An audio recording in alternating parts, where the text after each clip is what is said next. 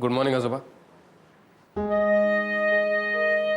Good morning Swapnil राव. कसं वाटतंय पुन्हा या घरात राहायला लागल्यावर? खरं सांगू का, हसू नका, माहेरी आल्यासारखं वाटतंय. अहो खरंच, म्हणजे ते फिलिंग जसं असेल ना तसंच वाटतंय.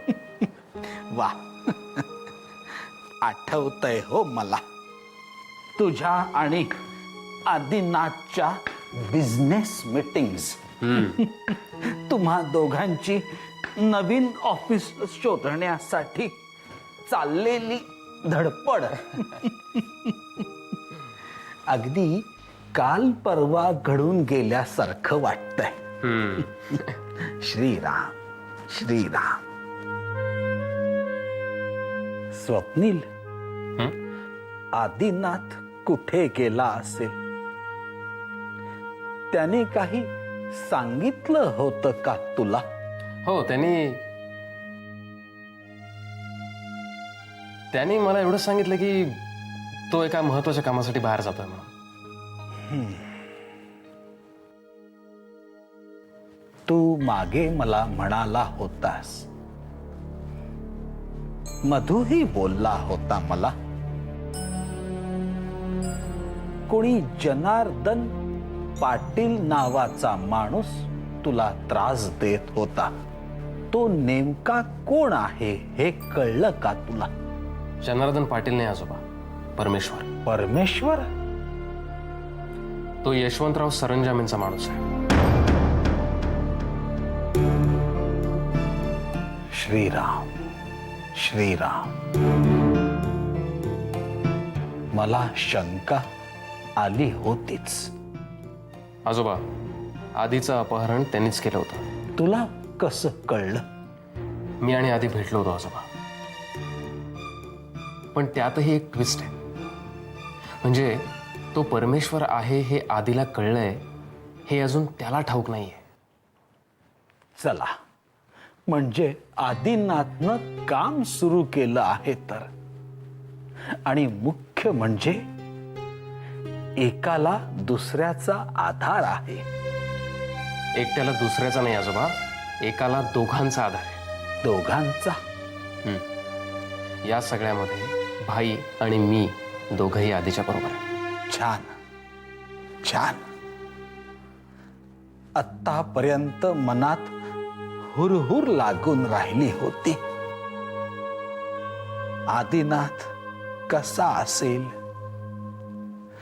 काय करत असेल, हे सगळं त्याला झेपेल की नाही, एकटा पडला असेल. आजोबा, आधी कधीच एकटा नव्हता आणि यापुढेही नसेल.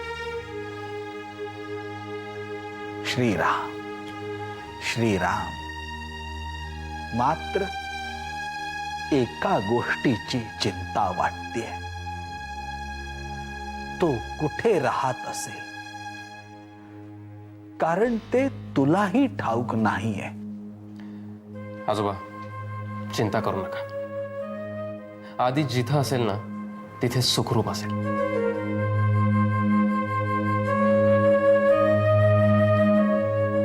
मी येऊ आजोबा, मला ऑफिसमध्ये काम आहे. श्रीराम श्रीराम.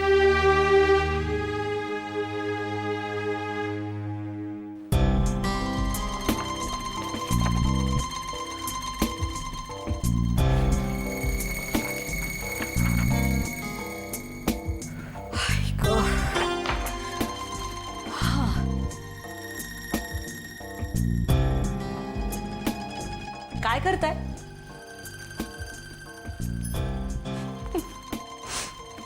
तुमच्याशी बोलते मी. अहो, काय करताय? राधा, तू आलीस? बस नाही ते, बस. तुझं लक्ष कुठे आहे? आणि काय करताय? हे सगळं काय चाललंय? काय चाललंय हे सगळं? राधा, ही सगळी आपल्या प्रथमेशने काढलेली चित्र आहेत. माहितीये मला, पण ती तुम्ही अशी मांडून का ठेवली आहेत? प्रथमेशने काढलेल्या चित्रांच्याकडे कधी आपण डोळसपणे बघितलंच नाही.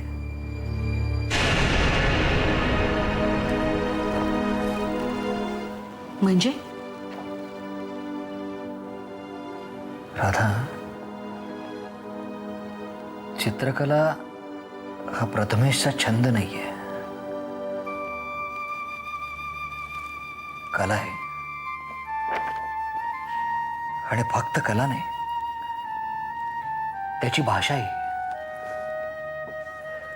भाषा?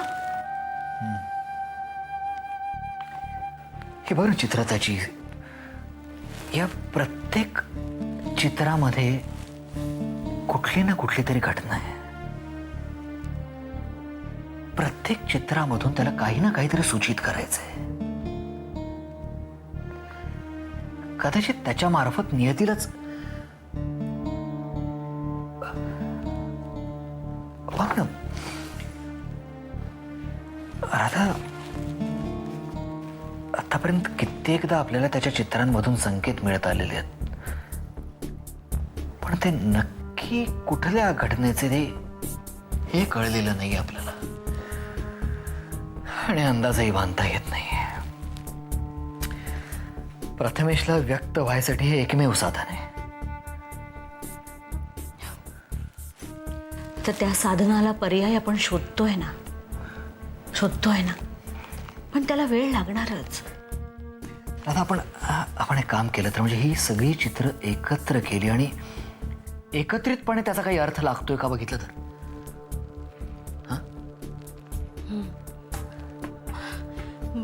मी असं करते, प्रथमेशला बोलवून आणते. नाही थांबा, इतक्यात नको बोलवूस. का? प्रत्येक चित्राला आतापर्यंत तो वेगवेगळ्या पद्धतीने रिॲक्ट झालाय. कित्येक चित्रांना त्याने ते स्वतः काढलेलं असून सुद्धा घाबरलाय तो. या सगळ्या चित्रांचा जर अर्थ लागला ना तर.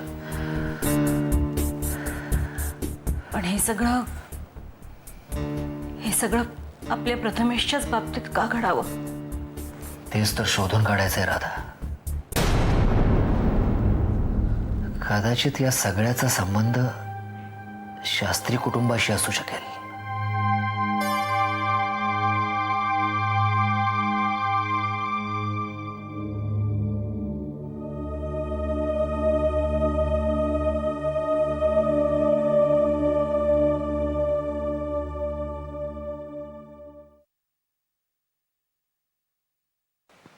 काय झालं हो? लागतोय का नाही फोन? हा? अगं तो फोन उचलत नाहीये. सकाळपासून 6 वेळा फोन केलाय मी. आता कुठे असतो तिथून निघालाय की नाही काही समजायला मार्ग नाही. निघाला असला तर मध्ये कुठे अडकलाय का कसं कळणार आपल्याला? त्यांनी फोन उचलला तर या सगळ्या प्रश्नांचं उत्तर मिळणार ना. आता 12 वाजून गेले, पानं घ्यायची वेळ झाली. तो येणार म्हणून बासुंदीपुरीचा बेत केलाय. आता काय? प्रिया काय म्हणते, बरी आहे का? ती कुठली बरी असायला? सकाळपासून नुसती चिडचिड चालली आहे तिची. तिने तर मनात ठरवूनच ठेवलंय ना तो काही आज येणार नाही म्हणून. तुम्ही जरा समजावता का तिला? काय समजावायचं तिला मला सांग. त्याला फोन करतो तो फोन उचलत नाही, कुठे अडकलं काही माहिती नाही. काय समजावू काय तिला मी? या दोघा बहीण भावांनी ना मला छळायचं असं ठरवून टाकलेलं आहे. हो असं काय म्हणताय? कोण कोणाला छळतय रे मधू? असू दे. सावकाश. श्रीराम. काय नाही बाबा, आधी येतो म्हणून म्हणाला होता. तर सकाळपासून फोन करतो तो वरून उचलत नाहीये. प्रिया चिडून बसली. आता काय कसं समजावू तिला सांगा ना मला तुम्ही. आदिनाथ जर येणार असेल तर तो त्यासाठी नक्की प्रयत्न करेल, पण तो ज्या उद्देशानं गेलेला आहे तिथे अचानक काहीही घडू शकतं मधू. त्यामुळे तो येणारच हे गृहीत धरता कामा नये.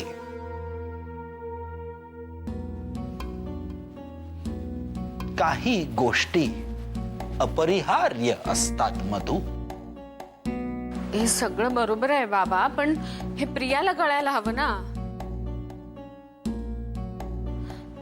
रक्षाबंधनाला आधी आला नाही तर तिची चिडचिड होणारच. रक्षाबंधन या शब्दाला एक अर्थ आहे.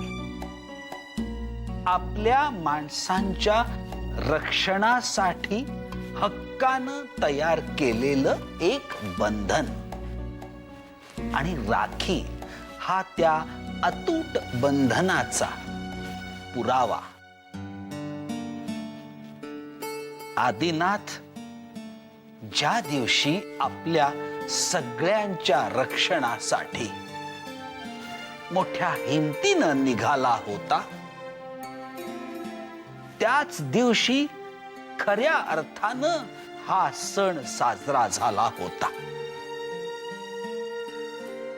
आता त्याचं येणं न येणं ही फक्त औपचारिकता आहे मधू. हो बाबा, हे जरी खरं असलं तरी प्रियाला कोण समजावणार आणि काय समजावणार सांगा मला.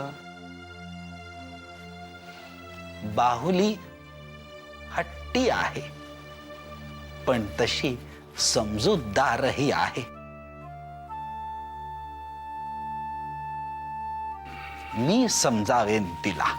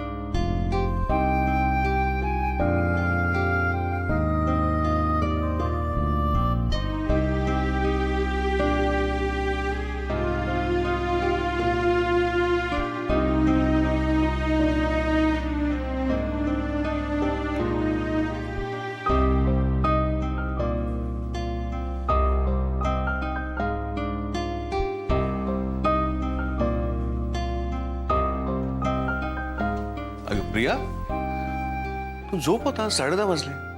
पण दादा आला नाहीये ना अजून.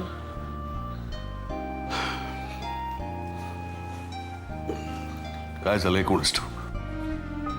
तुला इतका वेळ का लागतो हेच मला कळत नाही. मी दुपारपासून फोन लावतोय त्याला. मी सकाळपासून करते. पण मी सकाळी बोललो होतो त्याच्याशी. तो म्हणाला की आज मुन्नाचा हक्काचा दिवस आहे, मी येणार म्हणजे नक्की येणार. म्हणालाय ना असं की माझा हक्काचा दिवस आहे, मग मी माझा हक्क बजावणार आणि मगच झोपणार. तुम्ही जा झोपायला, मी आणखीन वाट बघते. नाही, मी झोपत नाही. पण तू एक काम कर, तो आला की मला तर हाक मार.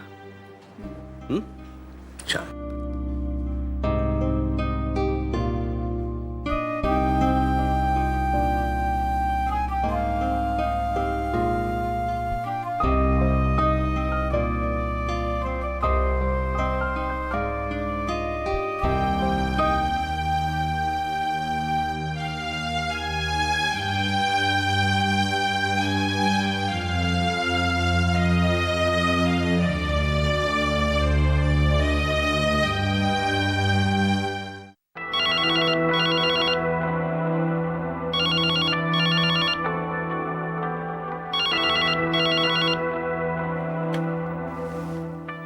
हॅलो, सुलेखा बोलते.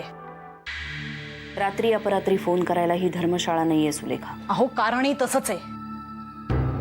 काय झालंय? आधी घरात नाहीये. काय? हो, आणि काय करावं मला काही कळत नाहीये. तो कुठे जाणार होता असं त्याने तुला सांगितलं होतं? नाही. हा, घरी. मी तुला बजावलं होतं सुलेखा, सावध राहा म्हणून.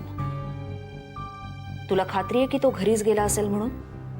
हो, कारण तो म्हणत होता की रक्षाबंधनासाठी त्याला घरी जायचंय म्हणून. किती वेळ झालाय जाऊन? काही कल्पना नाहीये मला. सुलेखा, तुला आता कळेल की मी तुला काय सांगत होते जेव्हा तू आधीला आधार म्हणत होतीस. आज घरी गेल्यानंतर भावनेच्या भरात आधी काही बोलून गेला तर उद्या सकाळी दारात आधी नसेल, पोलीस असतील.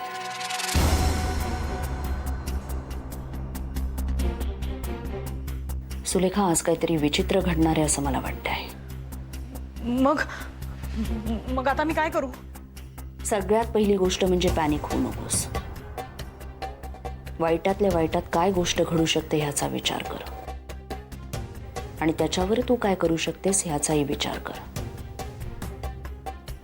तू आता मला सांगू शकतेस की वाईट काय घडू शकेल? आज आधीच्या जागी दुसरं कोणी असतं ना तर एवढा विचार करायची गरज सुद्धा लागली नसती मला. तेच सांगते मी, विचार करायची गरजच नाहीये तुला आता. विचार करण्यात वेळ वाया घालवू नकोस, कारण आधीनी जर का घरी जाऊन तोंड उघडलं असेल तर विचार करायला वेळ सुद्धा मिळणार नाहीये तुला. सॉरी. तुझ्या समोर एकमेव पर्याय आहे सुलेखा.